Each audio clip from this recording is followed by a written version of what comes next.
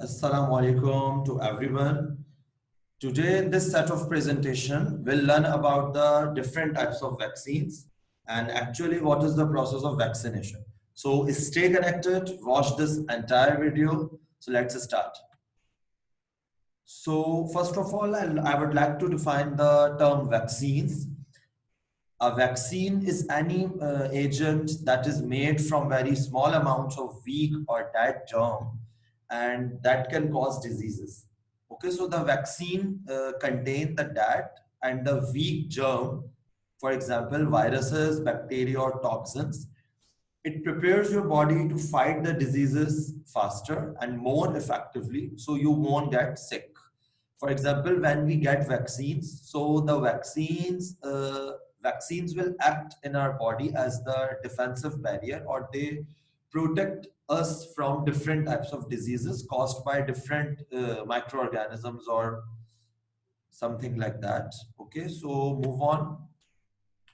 And vaccination is the process. Vaccination is the act of getting a vaccine. For example, a person having a vaccine, you can say it undergoes vaccination. He undergoes vaccination. Moving on to the third slide, there are different types of vaccines.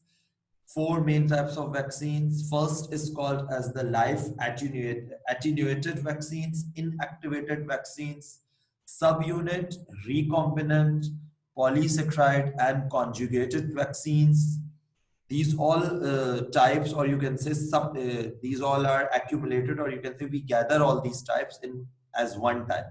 And the last type is the toxoid vaccine. So live attenuated vaccines, inactivated vaccines, subunit vaccines. I'll describe it later on. And fourth is the toxoid vaccine or toxoid vaccine, toxin vaccine, you can say. Now, the number one is the live attenuated vaccine. This type of vaccine consists on a weakened or attenuated form of the germ, and the germ which is the causative agent of a particular disease. For example, I'll describe the examples later on.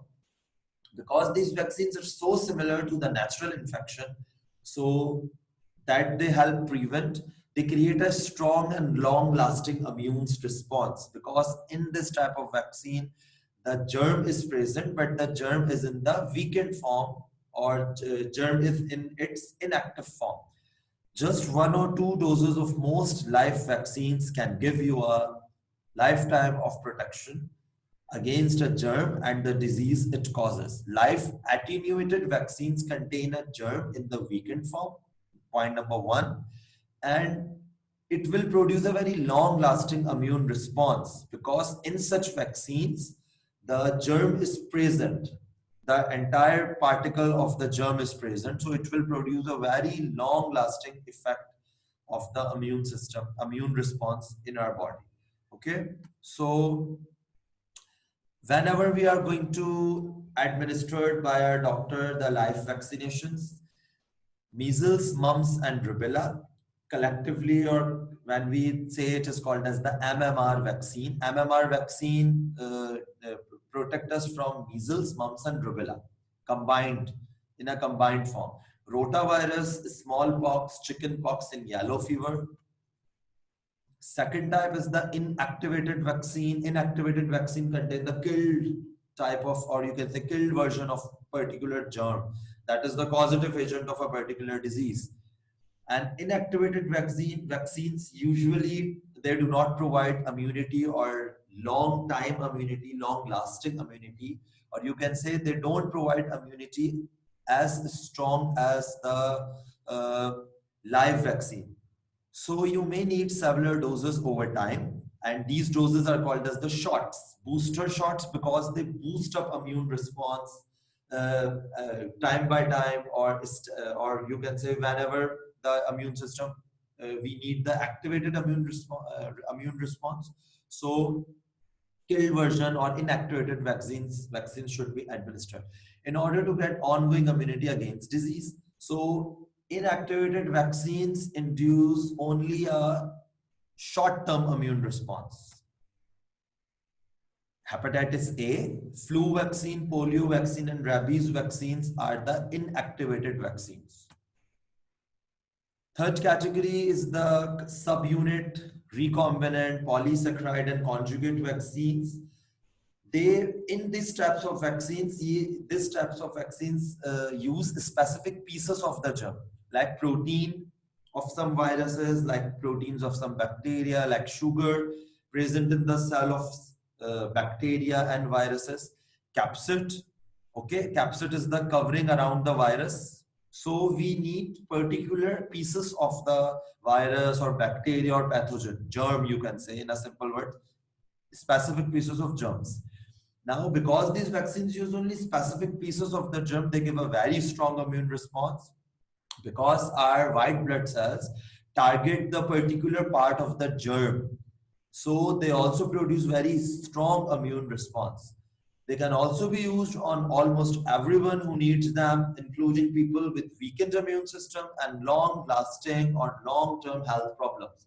So these types of vaccines administered by such people, okay, and it also produces a very, very strong response, because the white blood cells only, you can say, only protect us, only attack the particular part of the cell, particular part of the bacteria, particular part of the virus.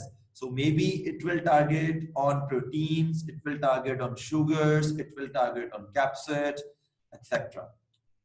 Moving on, the examples of such vaccines are HIV vaccines. HIV is the Haemophilus influenza virus type B. H for Haemophilus, I for influenza, and B because it is type B disease. Hepatitis B, HPV, human papilloma virus. It is a sexually transmitted virus, HPV. Whooping cough, okay, pneumococcal disease, meningococcal disease, and shingles. So in such diseases, the vaccine which is used is the subunit vaccine, in which different pieces of the germ is administered in your body. The last type is the toxin vaccines or toxoid vaccines. It will use a toxin of a particular germ, and it will introduce the toxin is going to introduce in your body. They create immunity to the part of the germ that cause a disease instead of the germ itself. Okay, means the particular germ is not, you can say, our immune system will not attack on a particular germ, but it will only attack to a particular toxin produced by that germ. So in such vaccine, that toxin is going to, you can say, is entered in your body and produce a immune response. And this immune response will only target to the toxin instead of the whole germ. It will never target the whole germ, but it will only target the toxin produced by that germ. Now, the suitable examples are the diphtheria and tetanus. So, such diphtheria and tetanus are such diseases in which we use the toxin vaccine or toxoid vaccines. Thanks for watching. Don't forget to subscribe and like my channels. Thank you so much. Allah Hafiz.